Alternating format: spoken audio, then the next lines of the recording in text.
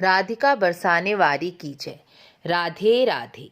शिव पुराण के अनुसार स्वयं भगवान शिव ने मां पार्वती को अविमुक्तेश्वर ज्योतिर्लिंग और काशी का महात्म्य बताया है। सूत जी कहते हैं, एक समय मां पार्वती भगवान शिव से प्रश्न करती हैं, स्वामी, आप सब लोगों की हित की रक्षा करने वाले हैं। लोगों के उद्धार के लिए आप मुझे अविमुक्त क्षेत्र, जिसे काशी कहते हैं, और अविमुक्तेश्वर लिंग, जिसे काशी विश्वनाथ भी कहा जाता है, उसका रहस्य बताइए। तब परमेश्वर शिव मां पार्वती को बताते हैं कि प्रिय, काशी वाराणसी मेरा गुप्त और प्रिय क्षेत्र है। सभी मनुष्यों की मुक्ति की कामना से यहाँ सिद्धगण मेरे व्रत को धारण कर महायोग, जिसे पाशुपत योग भी कहते हैं, उसका अभ्यास करते हैं। यह व्रत सब प्रकार के भोग और मोक्ष रूपी फल प्रदान करता है।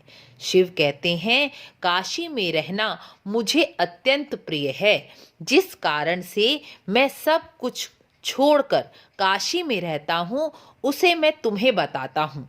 जो मेरा भक्त है और तत्व का ज्ञानी है, उसे मोक्ष प्राप्ति के लिए किसी भी तीर्थ की आवश्यकता नहीं, क्योंकि अच्छे बुरे दोनों कर्म उसके लिए समान है, क्योंकि वह तत्व से मुझे जानता है और मेरा आश्रय लेकर ही कर्म करता है।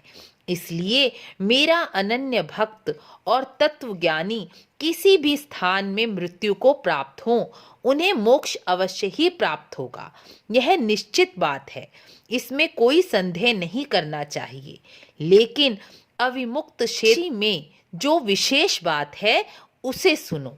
सभी वर्ण आश्रम के मनुष्य, बालक, जवान, बूढ़े, स्त्री यदि काशी में मरे तो वह मोक्ष प्राप्त करते हैं।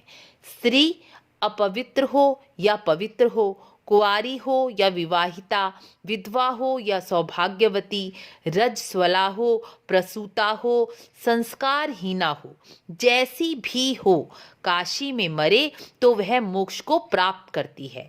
इसमें जरा भी संदेह नहीं है। मनुष्य चाहे किसी भी पापी, हत्यारा, गो हत्यारा, ब्रह्म हत्यारा हो, वह काशी में मरे तो मोक्ष को प्राप्त करता है।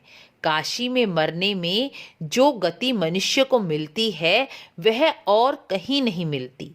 पार्वती, यहाँ मरने वाले के लिए ना ज्ञान की अपेक्षा होती है, ना भक्ति की, ना कर्म की आवश्यकता है, ना दान की, ना संस्कृति की, ना धर्म की।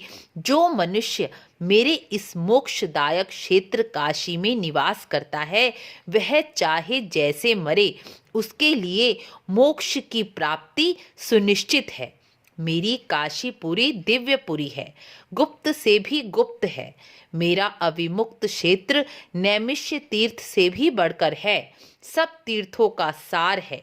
जो मनुष्य मन की इच्छा के अनुसार भोजन, शयन, कर्म करता है, विषयों में आसक्त है, जिसने धर्म में रुचि त्याग दी है, वह भी यदि इस क्षेत्र में मरे तो वह मोक्ष को प्राप्त करता है, संसार बंधनों से मुक्त हो जाता है। विद्वानों का ऐसा मत है कि विद्वान मनुष्य भी इस काशी क्षेत्र में प्राण त्यागना चाहते हैं। काशीपुरी में शिव भक्तों के द्वारा अनेक शिवलिंग स्थापित किए गए हैं।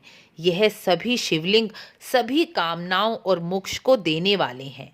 चारों दिशाओं में 5-5 कोस फैला हुआ यह क्षेत्र काशी कहा गया है।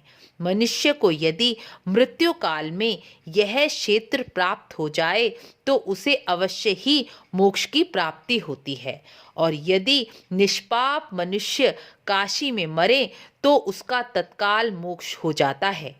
और जो मनुष्य पापी है, वह मरता है तो वह अपने कर्मों का फल भोगकर मोक्ष को अवश्य ही प्राप्त होता है, क्योंकि कर्मों का फल तो अवश्य ही भोगना ही पड़ता है। पापी मनुष्य पहले यातना का अनुभव करके फिर पीछे मोक्ष की प्राप्ति करता है। जो मनुष्य इस क्षेत्र में पाप करता है वह हजारों वर्षों तक भैरवी यातना पाकर पाप का फल भोगने के पश्चात मोक्ष को अवश्य ही प्राप्त करता है। जो मनुष्य काशी विश्वनाथ का दर्शन करता है और काशी में स्थित काल भैरव का दर्शन नहीं करता वह काशी विश्वनाथ के दर्शन का पुण्य लाभ प्राप्त नहीं कर पाता।